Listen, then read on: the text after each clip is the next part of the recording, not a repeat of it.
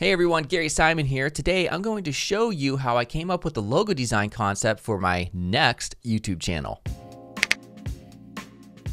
Oh, and hey, I'd like to point out this video's awesome sponsor, Skillshare.com, which offers thousands of classes in design, coding, business, and more. For instance, you're about to watch my logo design video, but you can learn a ton more by watching this full course at Skillshare. Now, Skillshare is just $10 a month, but if you're the first 200 students to use my very exclusive link below in the description here on YouTube, then you get the first 2 months free. All right, so let's get started. All right, so I'm going to be starting another YouTube channel, and don't worry, it has nothing to do with this industry. It actually has to do with guitarists and guitar playing and recording and all that good stuff.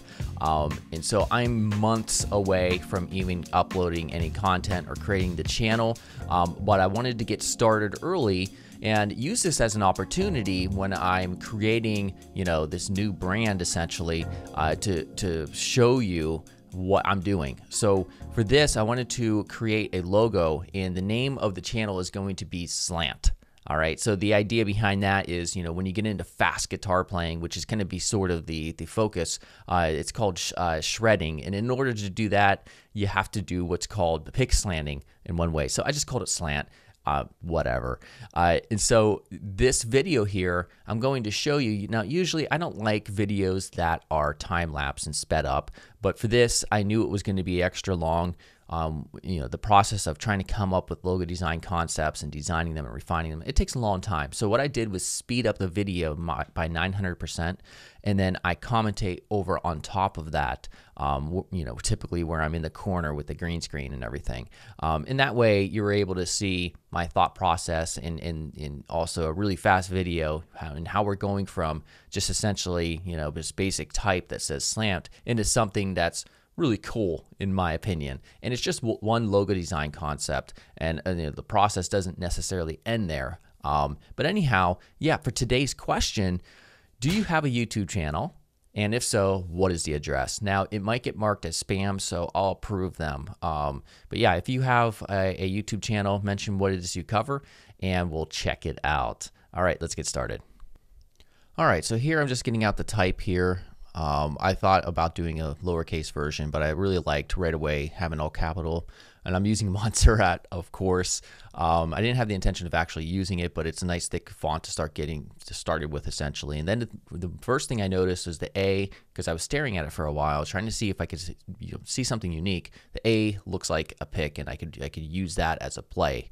And I realized that the pick that I designed wasn't quite in the right shape of a pick, so I'm just fixing it up here, replicating it and such. All right, and at this point I'm duplicating it, and I'm thinking, okay, we can give it, make it a little bit more unique by creating, the white space that's typically in the letter A, a capital A. We can have it be an actual thumb. So it's obviously a very abstract representation of an A, but we can really make it look like it's a pick with a thumb that's holding it. And so here, I know I'm going to have a bunch of variations of this just to see where things go. So here I'm actually extending the thumb into the white space or the negative space of the L, so we can even see more of this thumb in that manner. And here I'm just experimenting with, it's called slant, so maybe we should slant the actual pick. Ultimately, I don't think I do this, but I go with this option. But here I'm also, I realized that my pick is still, it's still not quite right in the shape of a pick, and I think I fixed that momentarily. Oh, and I was also kind of experimenting with slanting the actual text in terms of shearing it. I go back to that, but you'll see momentarily what I end up doing here. Yeah, here I go. I'm fixing it even more so to make it, because just the bottom part is definitely much more rounded.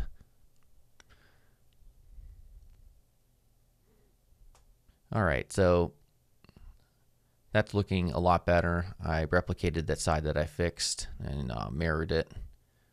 All right, so I'm already liking what I have here as a base for this concept.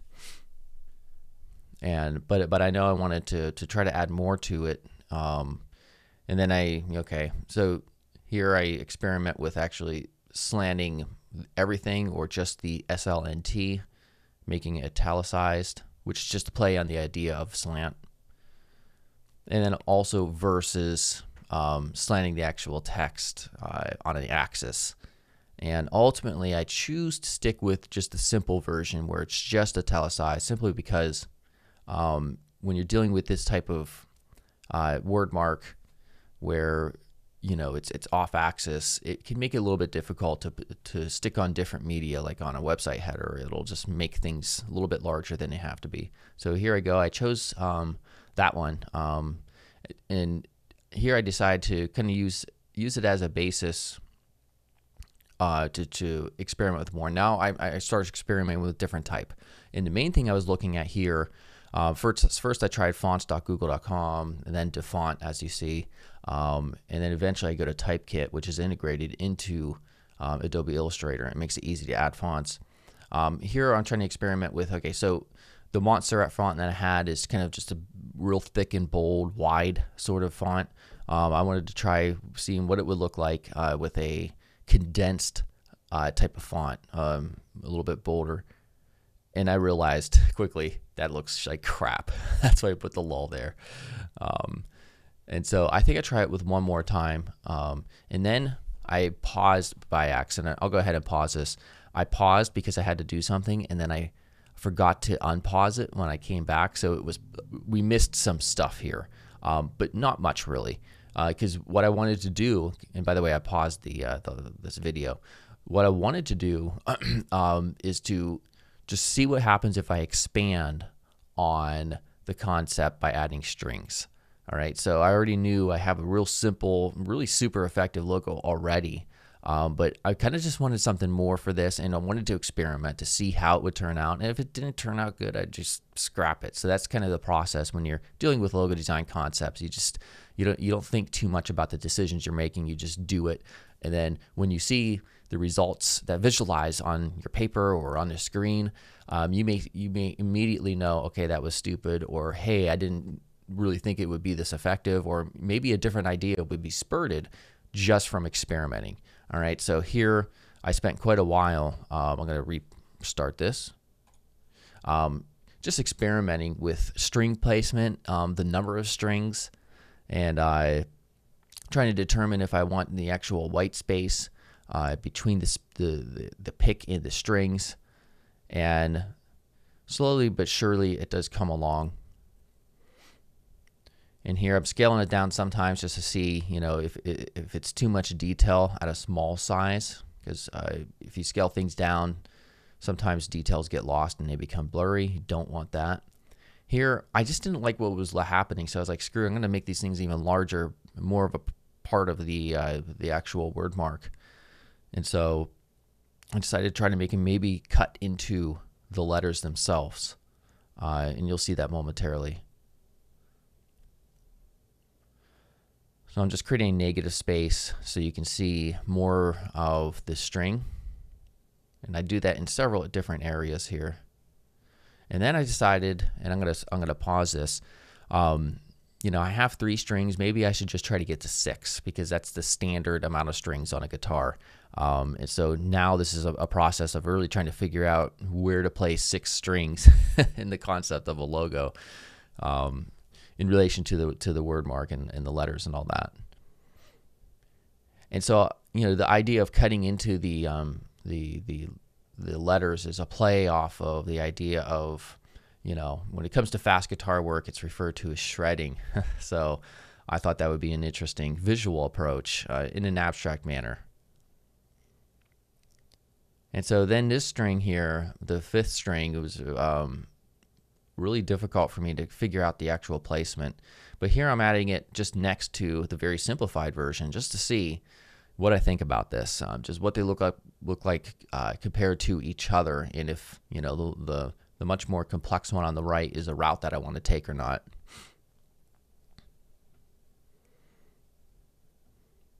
All right, so here, now at this point, I decided, okay, I'm going to take that same angle of the strings.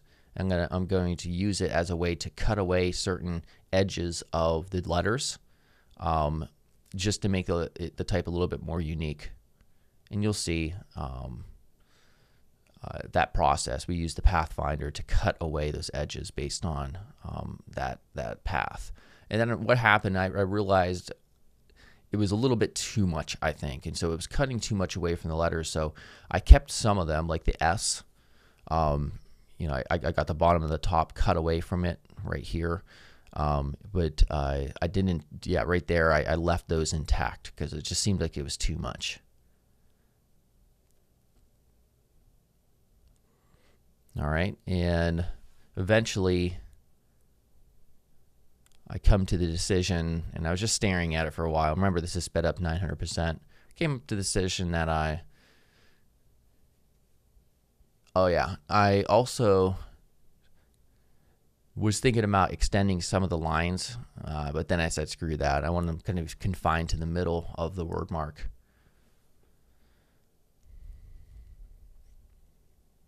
And then I decide I'm going to stick with this, and then I start actually, you know, making the white parts transparent by using the Pathfinder. All right, I really like that. The yellow, in color psychology, yellow is associated with speed at times, and I just really like the contrast. I didn't like the black background and the white, but definitely the lighter or that color. Oh, and up here, what I'm doing is I wanted to see kind of what this logo would look like in the context of being on a website header, for instance. So that's just like a fictional navigation I have over there. And this is nothing I was keeping. It was just to get a quick idea and a quick view of, you know, what this logo would look like, especially on a smaller size, because it is kind of, you know, the lines are quite small. But I tried to space them out enough to where you could still see them. All right, so I'm done with the video that was sped up a lot, and now we're real time looking at what I actually came up with. And this is the first artboard, you know, where I was just kind of formulating the idea, and this is the very first concept here. And so ultimately, it came down between this much more simplified version and this one with the actual strings. And this is the final logo, and I really like it. I really like the when we get the actual color in here. I think I'm going to use probably some version of this color, and it has you know, it's clearly identifiable as being an easy to read. It's slant here. We could definitely see the A, even though it's also a pick. The strings, and because my audience, I know when it comes to this, you know, this future YouTube channel, the audience, you know, they're of a younger demographic, and this is rock, this is metal, this is shred. That's why it really chose to make the logo look less like, you know, a real corporate-y, extremely simplified logo, and something that has just a more style, especially the platform is on YouTube anyways. And so there's nothing wrong with having something that is more complex if it suits your needs. So in terms of the meanings, you know, of course we have the 6 strings here.